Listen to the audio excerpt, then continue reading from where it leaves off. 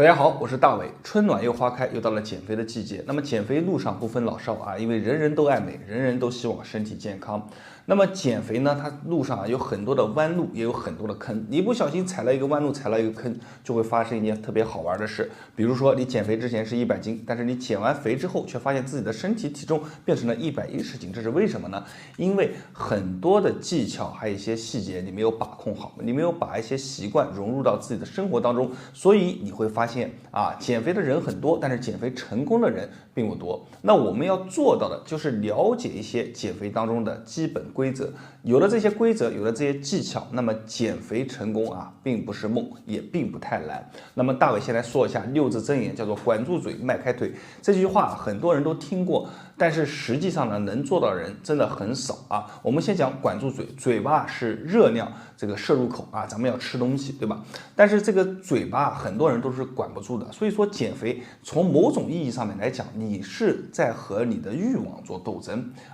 你如果说你能斗得过你的欲望，那么你的这个减肥路上应该是非常的这个宽的这个路是非常好走的。那如果你斗不过你的欲望，那你这个减肥路上就很难做。所以说，怎么样才能让我们的欲望尽可能的降低变低一些？那就是非常重要的一件事。那我们首先要做的就是说，了解哪些能吃，哪些不能吃那首先高热量、高油的东西咱们就不能吃。那一些低热量，同时这个含油量也比较低，那么同时呢它这个含糖量也比较低而且口味也比较好的东西大伟给大家推荐几个。首先从这个荤菜来讲荤菜当中我们主要推荐比如说鱼类深海的一些鱼类虾类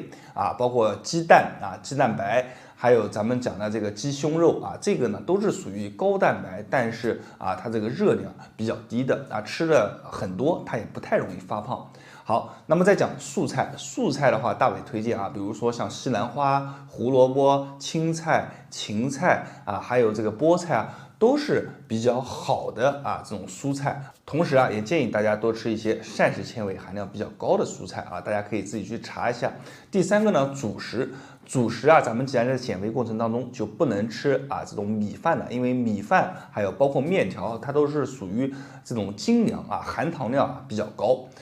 这个糖呢在体内它会转化为这个脂肪，所以说我们要吃什么呢？比如说我们可以去吃这种粗粮五谷杂粮饭，或者呢我们可以去吃这种玉米这个紫薯它都是很好的这种代替主食的一种代替品。这样吃呢既减肥又健康。我们可以把以上所说的一些菜类把它搭配起来就比如说一个荤菜配2个素菜，配少量的主食，那么就是一顿很有价值的这个减肥营养餐。好了，除了以上说的这些，还有一个技巧一定要注意，就是烹饪技巧。那很多家庭里面烧菜它喜欢放糖，为什么呢？因为糖它可以起鲜。那很多人对这个口味也是非常重的，所以说他炒菜放糖以后不知不觉他这个体重蹭蹭往上涨。所以我们在烹饪的时候尽量做到少油、少盐、少糖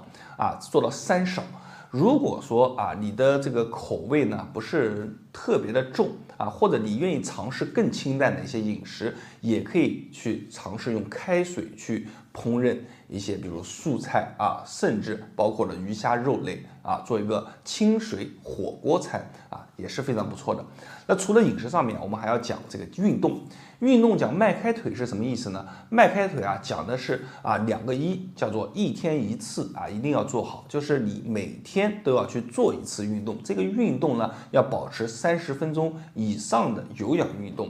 那这个运动不限于场地，打个比方，你可以在家里面去跳一些健身操，你也可以去室外去跑跑步、走走路、散散步，甚至你可以去健身房去做一些这个踩单车或者在跑步机上面，甚至做一些无氧的运动，这个都可以。关键要做好2个1，就是1天1动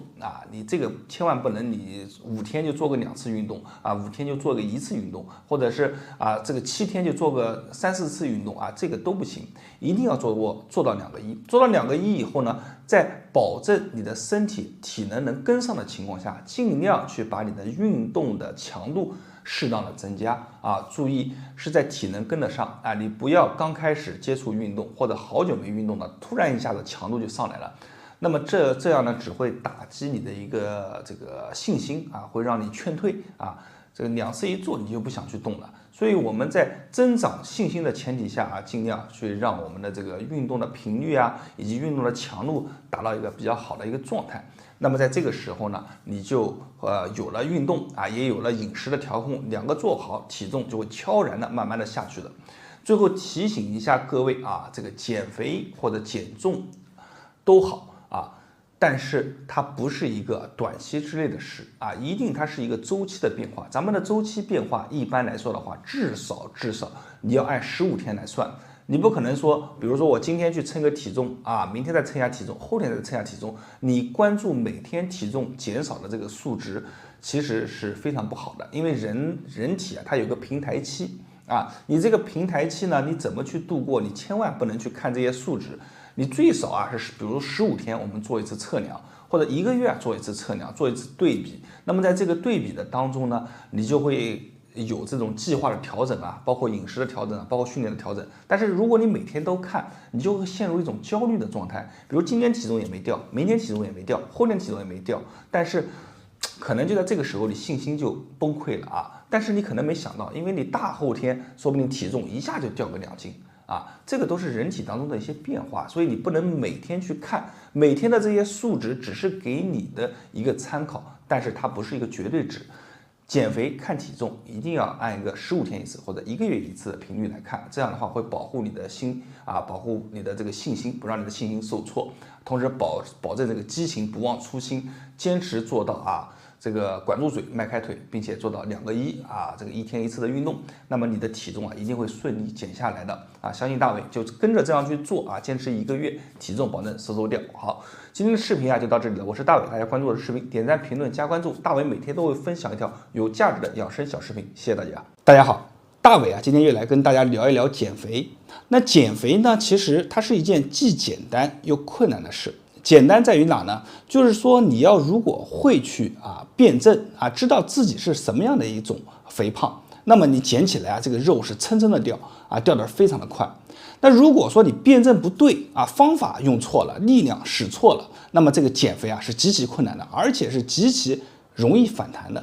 那大伟啊，今天给大家来聊一聊减肥的3种肥胖啊，肥胖的原因。那么大家根据自己的肥胖原因呢，去选择应该减肥的一个方式，就可以达到很好的效果，出最少的力，达到更好的效果。哪3种呢？第一种啊，就是咱们遗传性的肥胖。遗传性的肥胖是什么意思呢？就是爸爸也胖，妈妈也胖啊，爷爷奶奶大家都胖，那自己呢也是一个胖子。这种人啊，一般是从小就胖啊。这种减肥的人群啊，还是比较多的，而且呢，他们是减肥当中难度最大的。为什么？因为你有遗传的这个基因在里面。你这种人呢，喝白开水啊都会胖。那怎么减呢？当然有方法。你需要比别人啊拥有更好的这个意志力啊。比如别人每天啊，比如还运动跑步40分钟，一周啊，他还可以稍微去吃点东西啊，吃点想吃的东西。你就不行，你就要更好的去克制自己，对不对？该运动啊，肯定要运动啊。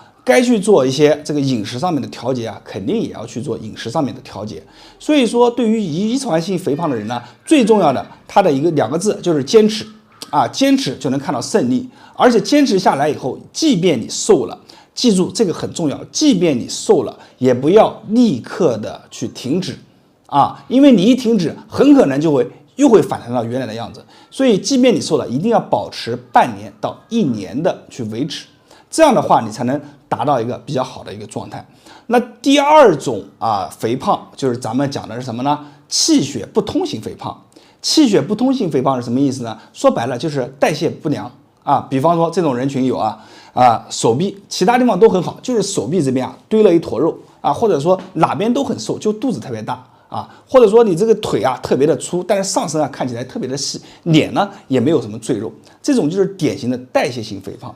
代谢型肥胖，你要去通过运动去减，好不好减？也能减，但是效果好不好？效果一般都不太好。那你去通过调整饮食去减肥，效果好不好？效果也有，效果往往也不好。因为代谢型肥胖往往就是你气血不通，在那个肥胖的部位产生了一定的瘀滞，所以说你这个某个部位才会出现局部性肥胖。那我们常见的就是肚子胖手臂胖啊，这些地方都是咱们平常运动动不到的，更何况现在人还长期久坐。所以说代谢型肥胖最好的解决方法是什么呢？就是咱们的拍打啊，肚子胖的啊，咱们就可以日常往腰两侧往中间进行一些拍打，这么我们以前做视频也做过，对吧？那手臂如果出现肥胖，咱们可以把手放在头后去进行一些拍打轻轻的拍打。你只要把这里的血液给它拍通了、拍畅了你这个肥胖的部位慢慢的脂肪就好了。而且这个呢，就是属于咱们懒人减肥法的一种效果也是非常好。最后一种呢，就是什么呢？饮食性的肥胖。饮食性的肥胖这是什么意思呢？就是说白了就是吃，对吧？这种人群往往小时候身体都是比较瘦的，在什么时候在20多岁步入社会以后，长期应酬或者长期大吃二喝嘴巴馋热量控制不住又缺乏运动那这种人群就会产生这种饮食性肥胖。那这种其实讲白了就是嘴巴引起的。这种人最有效的方法首先第一个就是把嘴巴管住。你如果嘴巴管不住的话，你别管你去跑步也好你敲打也好都没有用嘴巴很重要，把嘴巴扎紧呢，你会发现你的体重蹭就开始往下掉了。所以说你要学会去针对你的肥胖选择方法而不是说一味的肥胖了就想去运动，就想去跑步就想着去节食，这样呢肯定是既不科学可能方向使错了以后呢，又容易让自己的信心受到打击信心一受到打击以后咱们这个就没有动力了身上呢就随便它了，爱长胖长胖，直到又刺激到你某个点又想感觉太胖了，又被人说了，自尊心又受挫了然后又要去减肥。那这样的话，其实周而复始，最后还是一个胖子，不但对于健康没有利，而且付出的这些汗水呢，也没有得到一定的回报。所以说，大家看到我今天的视频可以把这个视频分享给身边的朋友。方法选对了，减肥减得快。那我是大伟，大家关注我的视频点赞评论，我的视频里面有很多内容可以帮助到大家如果有不懂的，可以在下方评论留言。谢谢大家。大家好，今天我们来聊一聊运动。中医上面说动则生阳。适量的运动对于咱们30岁往上走的这种人群呢，它有一定的好处。首先，对于这个心肺功能能带来积极的改善，血液的一个供氧能力也能带来很好的改善。同时走路呢，或者说是慢跑，它可以去帮助我们放松心情，释放一天当中生活的压力。那我们今天就来讲一下，怎么样去走路，既可以去锻炼的更好的锻炼咱们的身体，又可以去减肥，还能去让我们的这个腰背颈椎变得更好。那么其实走路大家都知道，主要是靠2只腿在走，但是呢，更好的走路就是不单单是靠腿，同时咱们还可以把手举起来，往上举。当我们把手往上举的时候，我们的身体的肌肉会处于一个极度拉伸的状态，你的脊柱是处于一个伸展的状态。同时，因为我们在往上伸展，我们的腹部和胸部的一个空间呢，也会得到极大的压缩。这就会导致了我们会更好的去调节我们的肌肉，去控制我们的负压那我们来试一下这个方法怎么去做。那首先呢，我们要先把手举起来举到头顶。然后呢，这个时候你要感觉你的腹部和你的胸部一定要有强烈的这种伸展感。那我们举过头顶以后，慢慢的把脚往前迈来回往前迈。那这样走的时候呢，你的腰部和背部的肌肉会处于一个很好的有一些强烈的拉伸的这样的一个感觉，大家可以去试一下。我们就把手举起来举起来以后，然后慢慢的往前走。前期切记一定不要走太快，因为走得太快以后呢，很容易就是你找不到这种发力感。我们讲究运动呢，一定要以这个发力感为中心。找到了这种感觉以后，我们慢慢的可以调一下我们的步子。好，我们再来试一下我往后退2步退2步以后，然后呢，我把手举起来。好，举起来以后我慢慢的往前走，对，慢慢的往前走。好那这样走的时候你的这个背部就会有很强烈的感觉了。我们每天去走一个3分钟到10分钟，就这么短的时间，就可以很好的把你全身，包括后背以及我们的腹腔的一些这些肌肉都给刺激到，同时对我们的内脏系统也能带来非常好的改善。那么今天的视频就到这里，我是大伟那希望大家点赞、评论、关注，好，谢谢大家。大家好，我是大伟。到了春天，咱们聊的最多的一个话题就是减肥。那么对于很多膝关节不好的人群来说啊，心里面是非常痛苦的，因为此时你说让他去减肥吧，他担心膝关节不好啊，最后造成了膝关节啊过度的磨损啊损伤。但是你不让他减肥吧，他这个肥胖啊，他体重蹭蹭的长，所以他会进入到一个非常尴尬的境地。那么对于膝关节不好的人群来说的话，怎么去解决这个问题呢？其实非常的简单。大伟今天啊给大家带来一个动作，这个动作啊既可以去帮助我们去减肥，活通我们的经络，刺激我们的气血循环，同时呢对膝关节也不会造成任何的负担。那么这个动作怎么做呢？大家来看一下。这个动作啊讲究快和抖2个字啊。咱们首先俯身，俯身了以后呢，我们要把我们的脚啊去踮起来，踮起来来回的去做一个类似于跑步的姿势。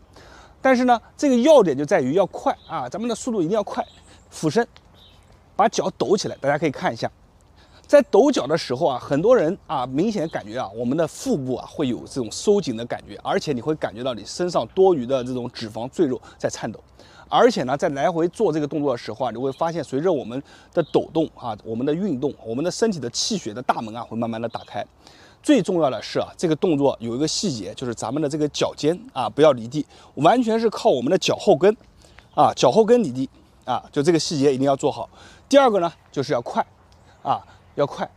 我们可以加上手臂摆手的动作，再加上摆手的动作，它对于你的核心啊，也就对于我们的腹部啊，它的刺激性会更强。这个动作非常适合咱们膝关节不好的人，又想减肥的人，或者中老年朋友们想去锻炼自己的心肺，想要自己的经络气血全部打开的这样的人群，非常的好。我们每天练习3到5分钟为一组，一天做上一个4到5组，那么坚持1个月，你的身材就会有变化，而且身体的心肺功能也会得到提升。那么今天视频就到这里了，我是大伟，感谢大家收看，大家关注我的视频，点赞、评论、加关注，每天大伟都会分享一条有价值的养生小视频，谢谢大家。大家好，我是 David， 从事健身这个领域呢，已经快10年了。那之前呢，培训了很多的健身教练，也带过了不少的这个会员，帮助他们成功减肥。当然也有一些失败的，所以在这里呢，给大家总结一些经验啊，避免大家少走弯路。我给大家整理了5条经验，我一条一条来说。第一个呢，就是减肥啊，咱们不一定啊要花钱，在健身房减肥和你在家减肥，或者你在外面跑步，它的效果是一样的。不要以为你花了钱去了健身房啊，你就能减下来肥啊。这个东西就是你可能钱花了，哎，人去了2次，啊，当时冲动一下，然后后面就没有下文了。很多失败的人他办了卡以后去几次就不去了。所以呢，减肥它不分场地，你只要有这个动力，你能看到，哎，有这个目标啊就可以了，就行动起来，干起来就完了。第二个呢，也是围绕着第一点啊，咱们不用去看太多科普的文章啊，姿势。去学很多的一些动作，很多的动作你都不知道原理啊，你盲目的去模仿，除了有害于身体健康啊，别的一无是处。动作最基本的做好，比如你跑步，那你就跑步，然后把这个变速跑啊，比如说快跑5分钟，慢跑5分钟，它的效果一定比你匀速跑要好得多。知道了这些原理，让你的身体在一个极度不适应的过程当中去进行刺激，它的减肥效果是非常好的啊，所以不用去学太多的一些姿势啊动作，就把一件事做到好做到底，就能达到一个比较好的效果。那么第3点呢，就是关于食物，食物是一个非常重要的一个环节。减肥可以很肯定的跟你讲啊，3分练7分吃啊，你用功用的再多啊，你这个消耗的再多，它抵不上你去胡吃海喝一顿。有的人他每天训练都很认真啊，甚至啊他就感觉超过了自己的极限这种，但是他练完了以后肚子就饿，饿了就忍不住就吃，吃了以后就周而复始啊。前面10天啊，或许你看不到效果，你还能去坚持。你尝试一下1个月这么枯燥的训练，这么累，你还看不到效果，它会很打击你的信心，让你没有办法再去坚持下来啊。这个时候你就放弃了，一放弃可能又是半年，可能又是很长的时间你不运动，就会导致你2次发胖啊。那个时候可能到某个阶段你又要减肥了，就一直在这样的循环当中。所以我们不要这样，要不然你没有目标，你就不要去做，做了以后就把这个饮食上面一定要做好。你饮食上面下了功夫，你即便不运动，体重还是会往下掉，但是运动以后呢，你会变得更加的健康啊，记住我讲的话。那么第4点呢，就是不要去节食。节食是很多人都会去做的一件事，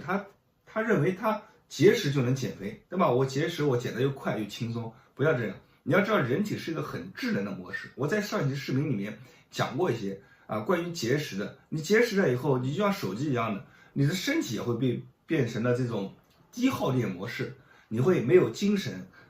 各种欲望都没有，然后记忆力减退，很多的负面的东西全部都出来了，脾气甚至都会变差